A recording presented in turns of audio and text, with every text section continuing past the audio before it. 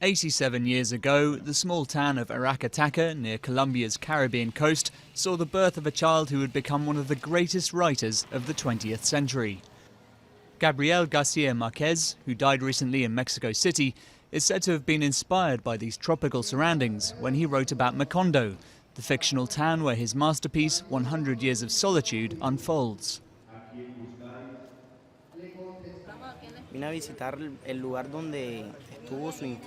I came to visit the place where the Nobel laureate spent his childhood. But it's not just the Nobel laureate of Aracataca, he's universal, a person admired throughout the world, a person whose life story should be taught. Born and raised in Aracataca, Garcia Marquez moved to Mexico in 1981, spurred by fears he would be interrogated, or worse, by the Colombian army, who suspected he had ties with the leftist M19 guerrilla group. He returned to Colombia for brief visits later in life, but considered Mexico City his home. This has left some in Aracataca with the bitter feeling that they were robbed of their hero. There are a lot of people who feel a little hurt because everything is about Mexico, Mexico, Mexico, and no one is talking about Aracataca. He was born here. It was the land that gave birth to him. Aracataca has never really seen much benefit from Garcia Marquez's fame.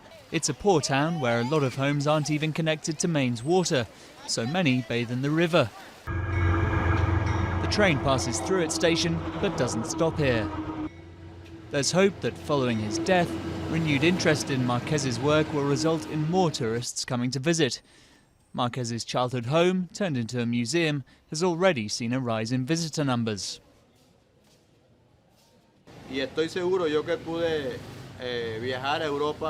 I've traveled to Europe, and abroad they love Gabo even more than here. I think the whole world is mourning him, and today, more than ever, tourists will want to visit the place where our only Nobel laureate was born.